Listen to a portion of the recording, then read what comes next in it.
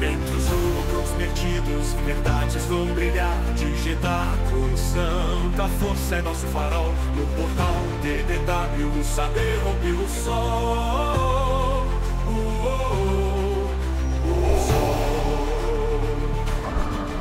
Na trilha dos rios antigos seguimos com paixão, resgatando a história da galáxia em expansão. Com os sabres, códigos e voz, nossa missão é lutar contra a névoa do esquecimento, vamos iluminar. Estamos todos Jedi da palavra e da razão. Guardamos o cânone, reescrevemos a canção. Portal TDW, rebelde é o teu nome. A galáxia distante és o farol que consome. De arquivos imperiais, as lendas de Titã, mergulhamos no saber, revelamos a visão. Voando dos caçadores, nas rotas do saber, trazemos o que é esquecido pra quem quer entender. This is madness. Na alvorada da esperança, nosso grito vai soar no portal TDW. A força vai reinar, que a galáxia nos ouça. Além do que se vê, o legado vive em nós e renasce com você. I got a bad feeling about this. Estamos todos Jedi da palavra e da razão. Guardamos o cânone, reescrevemos a canção. Portal TDW, rebelde é o teu nome. Na galáxia distante és o farol que consome. E somos todos Jedi da palavra e da razão. Guardamos o cânone, reescrevemos a canção. Portal TDW, rebelde é o teu nome. Na galáxia distante és o farol que consome. Que consome. És o farol que consome.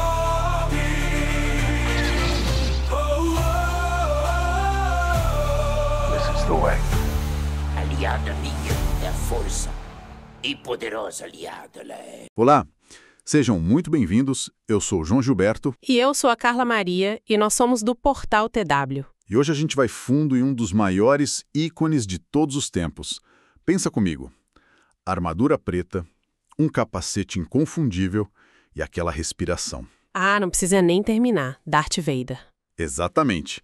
Mas o legal é que por trás de tudo isso, da imagem do vilão, tem uma das histórias mais trágicas e, cara, mais complexas da cultura pop. Com certeza. A jornada do Vader é tipo um estudo de caso perfeito sobre medo, poder e, no fim das contas, redenção.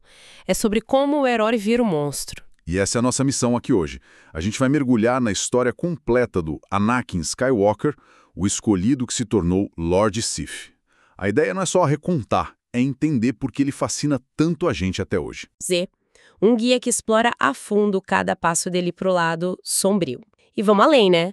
Vamos comparar as versões do cânone e do universo Legends. Perfeito, porque no fundo, para entender Star Wars... Você tem que entender o Vader. Ele é o coração da saga. Então vamos lá. A história toda começa num lugar que ninguém esperava, né?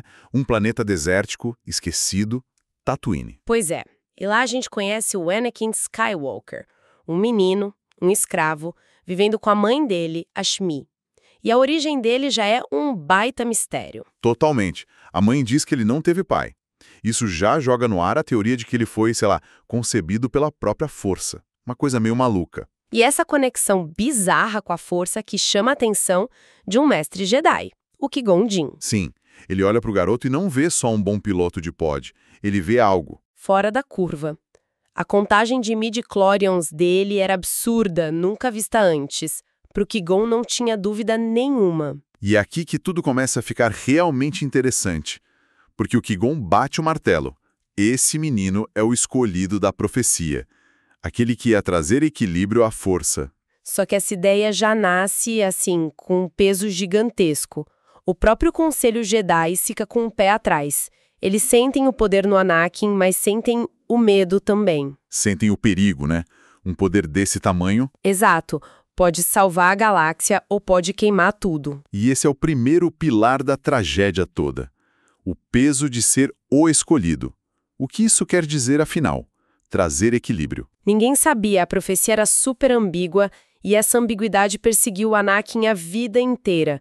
Colocaram ele num pedestal que, ele nunca pediu pra estar. E pra piorar tudo, o Qui-Gon morre e o treinamento dele cai no colo de quem? De um Obi-Wan Kenobi, super jovem e, vamos ser sinceros, meio hesitante. Sim, a relação deles é o coração dos prequels. Eles são como irmãos, se amam de verdade, mas, nossa, como eles batem cabeça. Porque o Anakin é pura emoção, puro impulso. E o Obi-Wan tenta o tempo todo enfiar ele na caixinha das regras dos Jedi. E essa dinâmica é a chave. O Obi-Wan era o irmão, mas talvez não o mestre que o Anakin precisava. O Código Jedi falava em desapego, em controlar as emoções.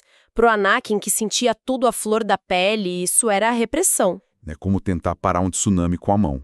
Uma hora ia estourar. E estourou, com força total durante as Guerras Clônicas.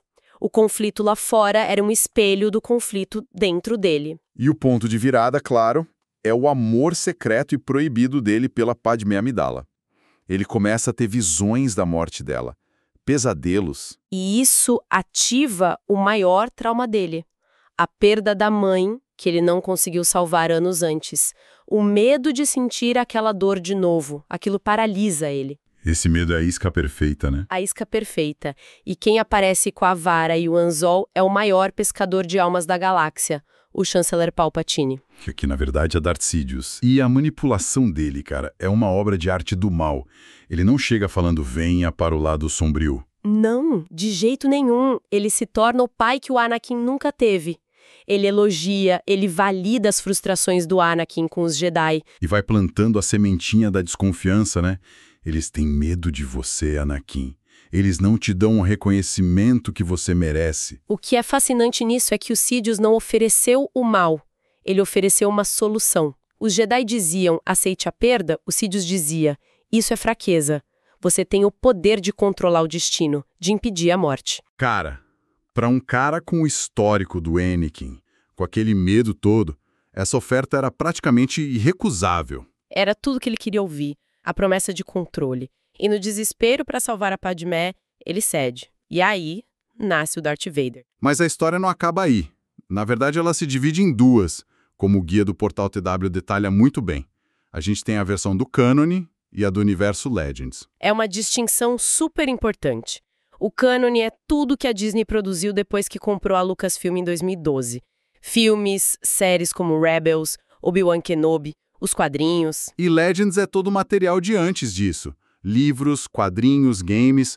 Hoje é tipo uma linha do tempo alternativa. Exato, uma coleção de lendas. No cânone, a gente percebe que o foco é muito mais na tragédia da família Skywalker, né? Mesmo com a armadura, a gente vê que o Anakin ainda tá lá dentro lutando. Sim. A luta interna dele é mais presente. Nos quadrinhos da Marvel, por exemplo, isso é muito explorado. A redenção final dele, por causa do Luke, se torna o ponto central de toda a jornada. Já em Legends, a coisa é um pouco diferente. Em Legends a coisa é mais brutal. Livros como Dark Lord, A Ascensão de Darth Vader, mostram um Vader recém-criado caçando Jedi com uma frieza assustadora. Ele parece mergulhar mais fundo na identidade de Vader, né? Tentando apagar o Anakin de vez. Totalmente. Em Legends, ele se entrega mais ao monstro, é uma visão mais sombria e consolidada dele como um Lord Sith. Então, essa mudança da Disney não foi só para organizar a casa, teve um propósito narrativo bem claro. Com certeza. O cânone da Disney recentralizou tudo na tragédia familiar. Isso faz com que a redenção do Vader não seja só um momento heróico, mas o clímax inevitável de toda a saga. As duas versões são ótimas, na verdade. Elas enriquecem o personagem. Uma foca mais no homem dentro do monstro e a outra no monstro que devorou o homem. E para construir esse monstro, cada detalhe foi pensado, né? A armadura, a voz, tudo tem um porquê. Nossa, é uma aula de design e narrativa. O conceito original do Ralph McQuarrie já era genial. Ele se inspirou em samurais e cavaleiros medievais para criar esse Lorde Sombrio. E a máscara não é só para ele respirar. Não mesmo. A máscara apaga a humanidade dele. É uma prisão literal e figurativa. Ele esconde o homem quebrado que está ali dentro. E a performance, essa combinação perfeita. o corpo gigante do David Prowse, que dava aquela presença imponente, Mas a voz... a voz do James Earl Jones. Cara, aquilo define o personagem. É calma, profunda e ameaçadora ao mesmo tempo. É a voz do poder. E não dá pra esquecer da música. É impressionante, né? Se tocar a Marcha Imperial do John Williams no meio do shopping, todo mundo para. É verdade. Vira a cabeça procurando o capacete preto. Virou o som universal do medo, da chegada de algo implacável. O guia do TW também fala de outros símbolos, como a fortaleza dele em Mustafar. Eu acho isso de uma genialidade. É de um simbolismo potentíssimo. Ele constrói o castelo dele justamente no planeta onde ele perdeu tudo. Onde o Obi-Wan derrotou ele, onde ele perdeu os membros, o amor da vida dele, a identidade. Ele escolheu morar no epicentro da própria dor. Exatamente. Mas não é só para se torturar. Pela filosofia Sith, ele usa aquela dor, aquele ódio, para se fortalecer. Ele se alimenta do próprio trauma. Uau, pesado! Isso torna as relações dele ainda mais complexas. O Obi-Wan é o irmão que ele tentou matar. O Palpatine é o pai abusivo. E o Luke? O Luke é a redenção. E tem a Ahsoka Tano. A relação com ela é de uma dor particular. Nossa, sim! Ahsoka é o último fantasma do passado Jedi dele, né? Ela era a aprendiz dele, a sobrinha. E quando eles se enfrentam na série Rebels, é devastador. Tem aquele momento em que a máscara dele quebra e a gente vê o olho do Anakin. Ouve a voz dele misturada com a do Vader. É de arrepiar. Porque ela percebe que não tá lutando contra um monstro qualquer, tá lutando contra o mestre que ela amava. É um dos momentos mais emocionantes de todo o cânone, sem dúvida. E essa complexidade toda explode na tela em cenas que, cara, ficaram pra história. Se a gente tivesse que escolher uma, a primeira que vem na cabeça... Ah, não tem como. Eu sou seu pai. Essa, o Império contra-ataca. Aquela frase muda tudo. Muda o DNA da saga inteira. De repente não é mais uma aventura do bem contra o mal. Vira uma tragédia familiar de proporções épicas. O objetivo do Luke muda na hora, né? Não é mais preciso destruir esse cara, eu preciso salvar meu pai. Exato. E o que é genial é que essa revelação dá um novo significado pro primeiro filme. O duelo final do Vader com Obi-Wan na Estrela da Morte. Deixa de ser só um reencontro. Passa a ser o clímax de uma história de traição e dor que a gente nem sabia que existia ali. É o fechamento de um ciclo terrível entre eles. E isso leva a gente, claro, pro clímax de tudo em O Retorno de Jedi, o sacrifício final. Sim, vendo Luke sendo torturado até a morte pelo Imperador, alguma coisa finalmente quebra dentro do Vader. O Anakin volta, por um último ato. Mas aí fica a pergunta, né? Essa redenção apaga tudo que ele fez? Salvar o filho compensa, sei lá, o genocídio dos Jedi, décadas de tirania? E essa é a grande questão. A beleza da história é que ela não dá uma resposta fácil. A redenção dele não é para a galáxia. É pessoal. Entendi. Ele não morre como um herói perdoado, por todos. A galáxia comemora a queda do Império, não a redenção do Vader. Ele morre nos braços do filho, tendo feito a única escolha certa que ainda podia fazer. O perdão que importava era o do Luke. Então, no fim das contas, o que tudo isso significa?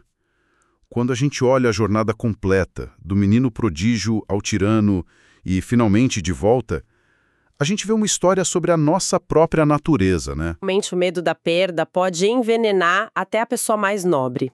A queda dele não foi por maldade pura. Começou com um sentimento que todo mundo entende.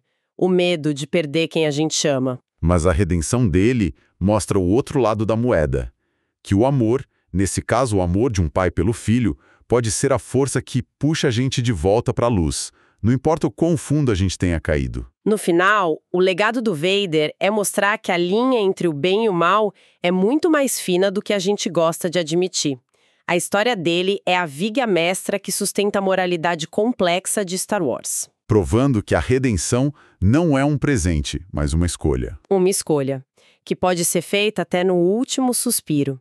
Uma escolha que ele finalmente conseguiu fazer. Com certeza. Isso me deixa com uma última pergunta, voltando lá para o comecinho de tudo.